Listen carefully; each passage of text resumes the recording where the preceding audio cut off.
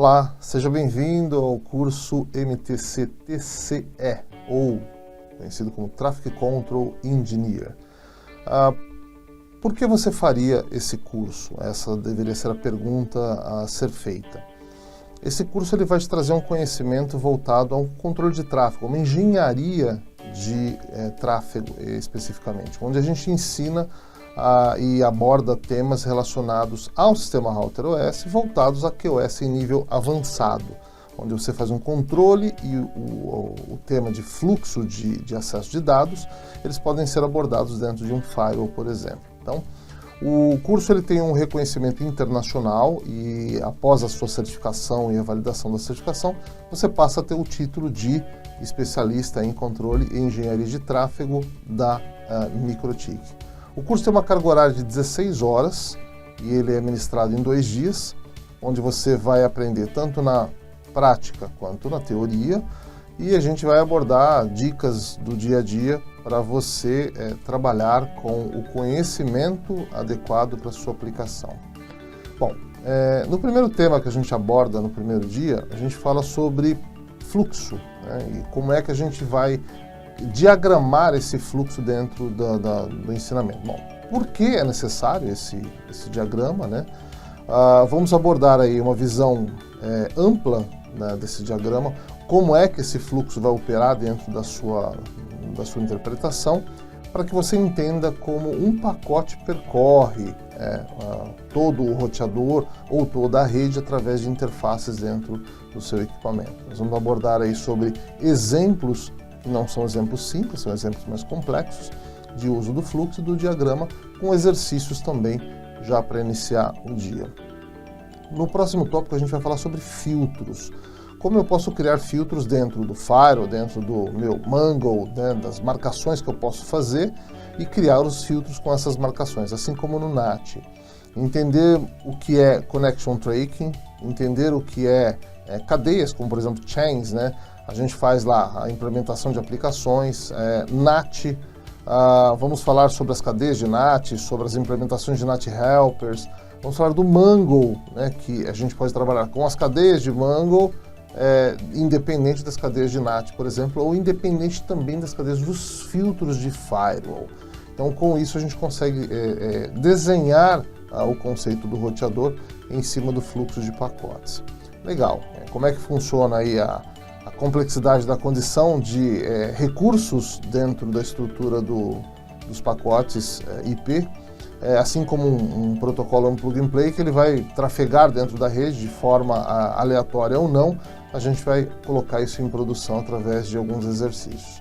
No próximo tema a gente fala de QoS, um tema bastante interessante, mas conhecido por poucos, onde a gente precisa abordar a qualidade de serviço. Falando das métricas de HTB, dentro do HTB, quais são os níveis e como funciona a estrutura do HTB, com as filas, por exemplo, em Kill e Tree, como funciona a limitação e as prioridades dessa estrutura, desse desenho de fluxo da rede, como é que funciona o Burst, né, que a gente pode criar um controle desse fluxo também através desses recursos do Burst. Vamos falar um pouquinho também sobre os tipos de filas, são protocolos basicamente que a gente vai abordar. FIFA, SFQ, a estrutura do RED, que é muito conhecida também, muito utilizada para redes mais instáveis, PCQ, que é muito utilizado em balanceamentos. Vamos falar sobre o tamanho das filas, eu posso ir lá e dimensionar o tamanho das filas, a ordem dos pacotes, né? Ou falar sobre filas simples, que são a Simple Queue, e como a gente opera isso. Então eu posso operar no nível de hierarquia, que a gente chama de Queue Tree, ou posso operar numa fila simples também diretamente numa interface ou em um target que eu venha classificar.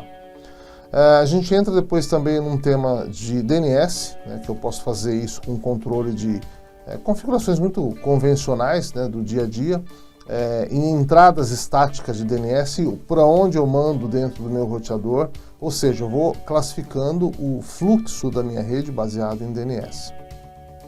Depois a gente entra no tópico de DHCP, onde a gente fala tanto do DHCP Client quanto do DHCP Server e Relay, e aborda aí princípios de comunicação do DHCP, identificando, por exemplo, como é feita a configuração do client e do server e o que ele pode trazer de benefício para a rede. Tem muitos recursos avançados dentro de um DHCP.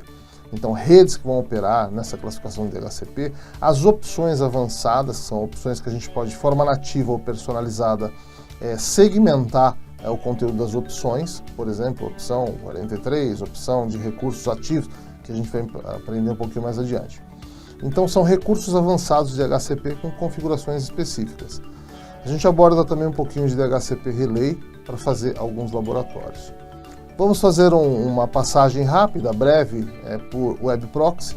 Não é o foco do curso de Traffic Control, mas ele também tem um recurso de fluxo baseado em proxy, com uma configuração básica, uma lista de acesso, um acesso por lista diretamente criada nas regras, fazer um cache, né, ou cachê, como algumas pessoas dizem, e utilizar até controle por expressões, né, por expressões ou temas que são carregados, transportados pelo pacote IP. A gente faz aí um labzinho para isso também, e a gente vai para a última etapa, que é a etapa de certificação, onde a gente faz um overview, faz um resuminho, faz uma revisão e aí entra no portal da própria MikroTik para poder fazer a liberação do voucher da prova para você se certificar.